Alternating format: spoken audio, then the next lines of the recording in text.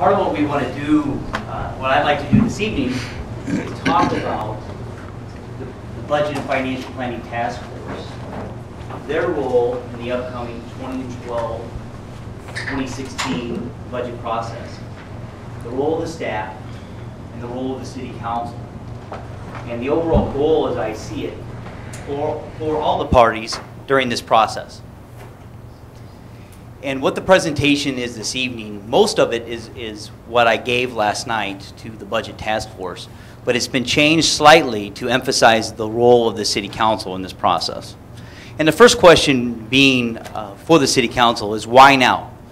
Why, after all these years of having a very successful budget process that has been recognized not only locally but nationally for the product that it receives, for its community input, for the process that we use, why are we finding it necessary to use the skills, expertise, and input of 13 members of our community? And the reason being is quite simple. There is no budget, in my opinion, like the budget that we are going to face together with our community this year. We've been talking about that for several years now, and now it is upon us.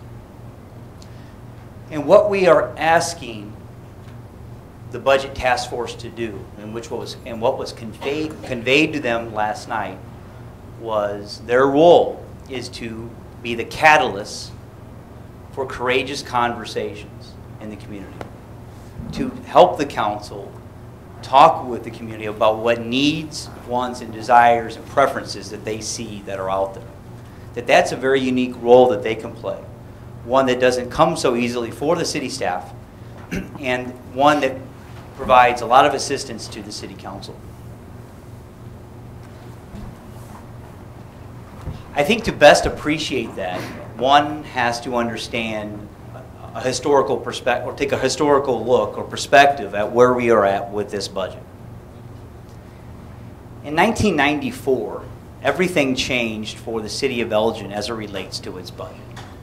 We went from having to think about survival, having to think about securing a line of credit to meet payroll, having to think about day-to-day type of situation, day-to-day type of thinking, to one about preparing for the future, from one about planning for the future. Certainly Councilmember Gilliam could tell us about the differences pre-Riverboat, post-Riverboat, as it relates to being on the City Council. My guess is the job got a lot more fun after that. And what it really did for us was set forward a new era, an era where we could focus the community around a goal of revitalization, around a goal of reestablishing Elgin to the greatness that it has been for the majority of its history since 1854, and coming out of a very difficult period of the 1970s and 1980s. And the Riverboat, along with several other key initiatives, but I believe the Riverboat being the catalyst at that time, provided for that. As well, the City Council, with the support of the community, made a critical decision. And that decision was to think long-term. It was to think not just about the needs of today, being 1994, but to think about the needs of tomorrow. To think about what key decisions needed to be made to move the community forward. And that was, most critically, the decision to not use Riverboat proceeds for the purposes of operating expenditures. With that decision, the city benefited very well from that and was able to use the Riverboat to spur the revitalization efforts that would come forward for many years, and most specifically from the period of 1994 to 2008. And I think that the benefits of during that time are obvious to everybody. In 2008 marked a very new period for everyone, not just for the city of Elgin, obviously, but for the country and the world with the onset of the Great Recession. And I firmly believe that the city of Elgin, the community, the staff, the finance department, the city organization in general was as prepared as we could have been for that which there is no way to prepare for. Meaning that reserves had been set up in all of our major funds. Prior to 1994, there was no such thing. We had done all the financial, or taken care of all the financial best practices that are recognized in the industry to position the city as well as we could possibly position ourselves, once again, for that thing, for the completely unpredictable and the completely unexpected, which is our generation, this generation's version of the Great Depression, which has been coined the Great Recession. And with it has come a new reality for local governments, and as we've talked before, a new reality about what the partnership will be like and the relationship will be like between residents and their government, and in particular between residents and the city of Elgin. And so we immediately began to make changes. As you are aware, the City Council was very proactive and moved very aggressively to cut its costs, to realign its financial model as quickly as possible, and frankly, much before other communities came to that decision. Understandably, when the Great Recession hit, there was a desire to take an incremental approach by many. The decision made by the City Council was act swiftly, proactively, as difficult as it was, but to deal with it, what was happening. At the same time, the decision has been made by the City Council, and it continues to this day, operating under the idea that this is not something that's going to pass, that it will continue and has fundamentally changed this relationship, as I said. And so when you look at 2009, 2011, these periods continue. And in 2009, we began to create new service delivery models, and that process continues. And in 2011, along with the Budget Task Force, we've arrived at that period where we really need to now create a new financial model. In the same way that the City Council and the community in 1994 created a new financial model with the onset of the riverboat. I wish it was for much more positive reasons, but nonetheless, we are at that point where the system that we have in place is no longer sustainable.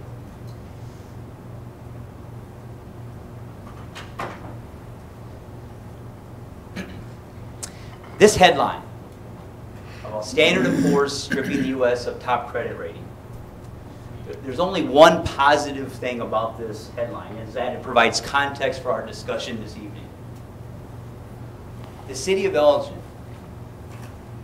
this community, the reason why we're having this conversation tonight is that we are going to avoid this happening to us. The basis behind Standard & Poor's lowering the federal government's credit rating from AAA down one notch is because, in their opinion, whether people agree with it or not, but in their opinion, the federal government is not taking the appropriate steps to adequately address the financial circumstances that are facing the federal government and this country in the future. The city of Elgin is taking those steps to adequately address what is on the horizon. And when I say on the horizon, what I mean is we are not currently in a structural deficit. The city of Elgin is not currently in a mode of deficit spending. Our budget is balanced. What we do know is that if we continue the way we are, that we will enter that period. And so that is why Standard & Poor's is able to say about the city of Elgin that our management practices are strong under their financial management assessment model. And an FMA of strong indicates that practices are strong, well embedded, and likely sustainable, meaning, in layperson terms, that when the city of Elgin identifies a problem, not only through its political leadership, but through its finance team, they address it. And what we have done through our 5-year financial planning model that was developed in 1994 with the onset of the riverboat is been able to identify that we will enter that period, and we are here now addressing it. Fitch Ratings, who is now a much more popular rating agency than Standard & Poor's, has stated about the city of Elgin that over the last 2 years, the city has cut about 10% of total spending, or over $8 million, without a reduction in services. What that essentially refers to are those services which are the most visible, the most major, etc. They didn't put that there, but I know that's what they're referring to, because obviously with those amount of cuts, there was an impact. We didn't have $8 million of extra things, people just not doing anything. So that refers to the proactive steps that were taken by the community. But that is not enough. because the situation that we face with our model is the city of Elgin, with the onset of the Great Recession, is not unlike any other community in this country in that our service delivery models for all departments and all divisions are primarily based from a time that is prior to 2008.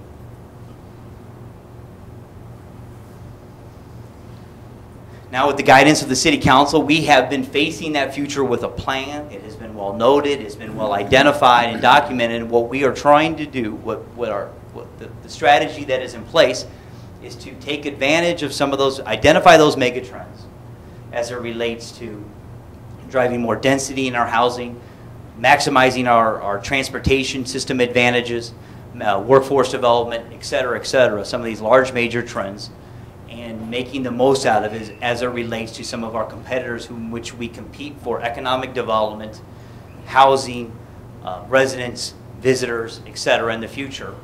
Because with any major shakeup, any major change in the Great Recession, certainly it's called the Great Recession for a reason, there will be winners and losers. And I believe that we are positioning ourselves very much so based on these concepts to be a winner out of that scenario. The vision as set forth by the City Council is that we should strive to be the city in the suburbs. And so, how do you become the city in the suburbs? You have to have a strategy to achieve that. And the strategy that's been employed over the last 2 years, which continues, is that we will adapt to the changed world. We will engage our community and seek their help in doing these things. And we will create a new service. We will create new service delivery and financial models going forward. Where are we at in that process? And these are subjective. I'd say about 60% of the work has been done through budget cuts, the development of the strategy, our work in areas such as the sustainability plan, our public-private partnerships, as an example. And the important part of this slide is the fact that, in my estimation, in my opinion, that this budget is so important that it represents a full 20% of our progress in changing the organization for the future. And this, to do this another way, you would have this be 2013 and beyond. So the decisions being made by the community, by the City Council, before the end of this year, before December 31st, in my opinion, are so critical. It represents 20% of our change in reaching, fulfilling the vision of the city and the suburbs as articulated through the strategy of One Elgin. The final 20% will be reaching our goal of linking budgetary decisions to performance data. I won't belabor the 311 because you guys get enough of that from me, but that's how that gets done. And we'll move on from there. I think this is very important. When you form a budget task force, they want to know what their role is. They want to know what the council expects of them. And we shared that last night. We expect you, again, to be the catalyst of courageous and candid conversations in the community. We need you, Budget Task Force, to share your opinions, beliefs, values, preferences, needs, and wants with us and give us good feedback. But there are three actors, if you will, in this process. We have the Budget Task Force, we have the city staff, and we have the City Council. I've had conversations with the City Council about this process, and I think that Anna Moeller, Councilwoman Moeller, said it best. In her view, the Budget Task Force represented an addition to our process, not a replacement of it. By putting the Budget Task Force up front, we add this additional layer, which is the manifestation of the engage part of the adapt, engage, create of the strategy for fulfilling our vision.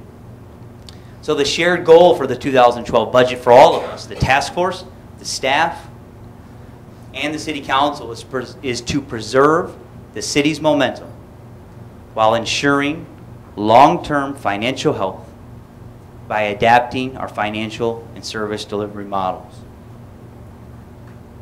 And that sounds nice, sounds tidy, fits pretty easily on the screen, looks nice there. But it's so much more difficult than that. And here's why. This is Chicago, as we all know. We all know we're not Chicago. This is St. Charles. We all know that we're not St. Charles. The reality of it is, as much as we like to think of ourselves, as much as the community likes to think of itself as a city, when it comes to the budget, we are just as much a suburb as we are a city. There is nothing city about Randall Ridge, but it is very much a part of our budget. And when you have a budget that reflects a community, an area, a grouping of people, if you will, that is both a city and a suburb, your challenge is significant. And here's why. Once again, with the vision being to articulate, to emphasize more the city part of who we are. We still have to deal with the fact that today, in dealing with the 2012 budget, the task before us, we are urban, we are suburban, we are rural. Part of the reason why the Congress for New Urbanism is so fascinated with Elgin is it's incredibly rare to have all three elements in one place. We are diverse in every sense of the word. We are homogeneous. There are many areas of the community that certainly reflect that. We are white collar. We are blue collar. We have new houses. We have old houses. We have pink houses. We're green. We have parks. We have parking lots. We have public schools. We have private schools. We have trains. We have buses. We have bikes. We have soccer fields. We have soccer moms. And we have cars. It's not up there. But the list goes on and on. My point being, when your community has all these things, when it comes to the budget, it is impossible to identify what the community thinks. And that is something that the city council knows, but we don't talk about often. There is no way to determine what the community thinks about what the direction of this community should be going forward. It's not possible to neatly identify that. We can get senses of it in certain areas, but when you are all these things, when it comes to putting together a budget,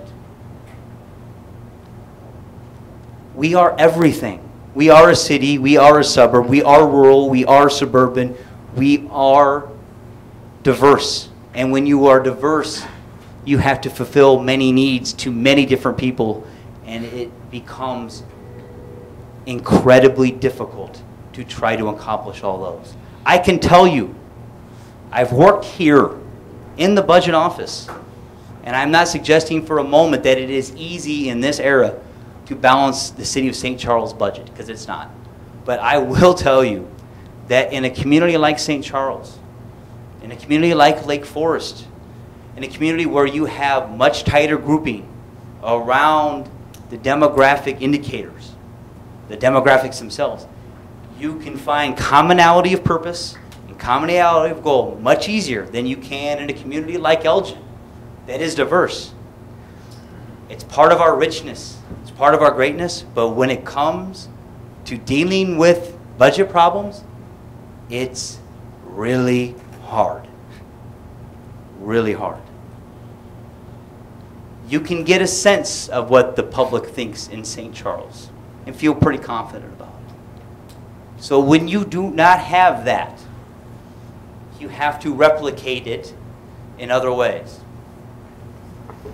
And you do that by trying to talk to as many people as you can, right? And I know that the city council, believe me, no one knows better than me that the city council talks to as many people as they can. And through the public engagement phase, through the values of this city council in particular, the idea of engagement, the idea of accessibility, the idea of transparency is manifesting itself in this budget. So through the community conversations, through the neighborhood meetings, through things such as National Night Out, through things such as the sustainability effort, which is an incredibly comprehensive outreach to the public, through the Parks Master Plan, and finally, right now, through the Budget Task Force, the City Council is employing practically every possible technique it can to try to gauge what the public is interested in when it essentially is the closest thing to an impossible task that there is.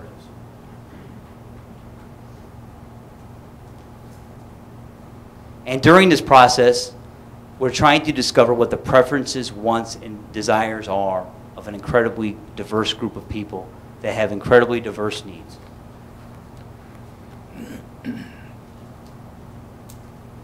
And so the Budget Task Force will lead us in that process during this time, but we should incorporate, and we will incorporate, all the information that has been gathered through those other efforts.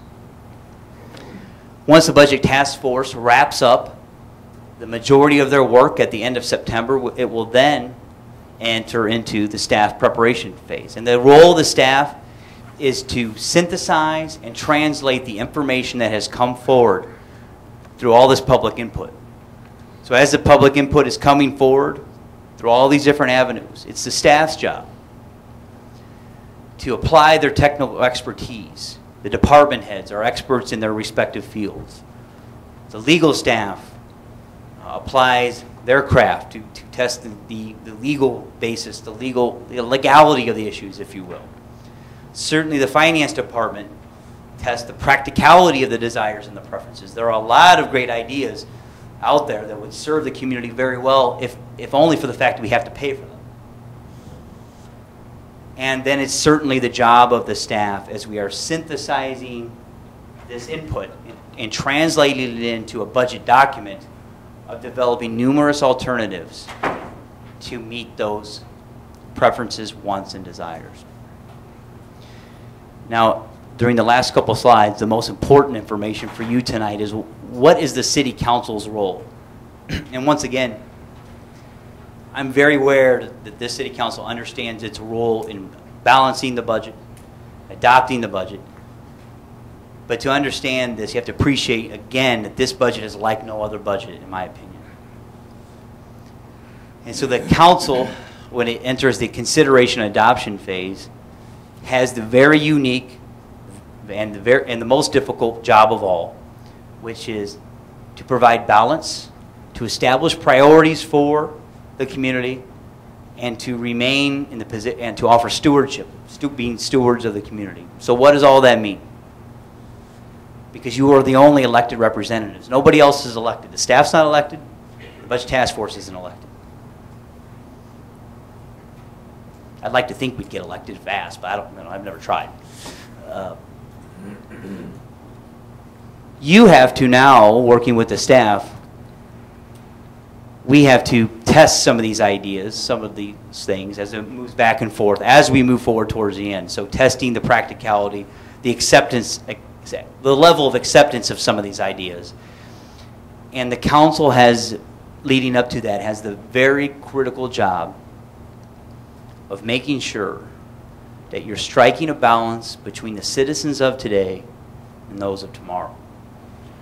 And I can't imagine a time when that will be more difficult than in this budget, because the voices of the people today, those that you are serving, those that you are responsible for as stewards, aren't just the people that elected you today, but you have a responsibility of two people who aren't even here yet, under the goal of making this community great, not only for today, but for 10, 20, and 30 years from now.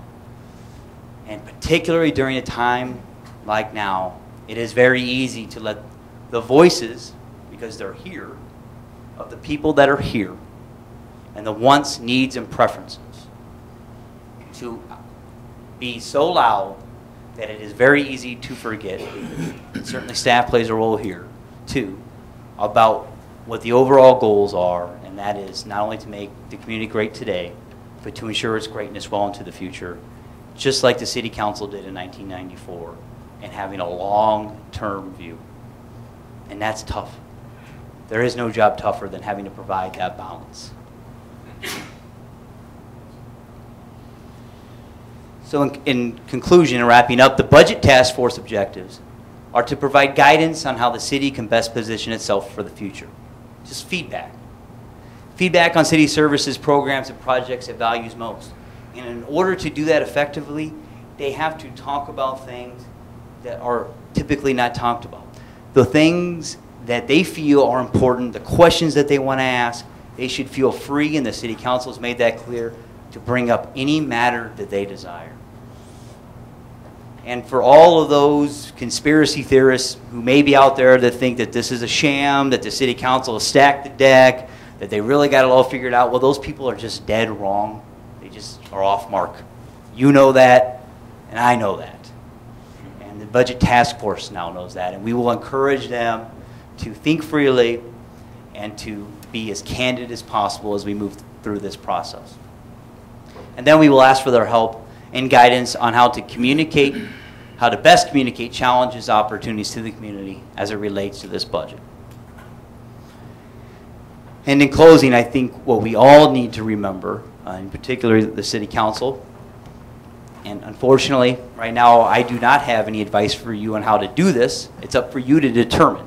But I do know it's an important concept, that you have to guard against sacrificing the future to ease the pain in the present. And what sacrificing the future means, only you can determine that. Not the staff, not the Budget Task Force.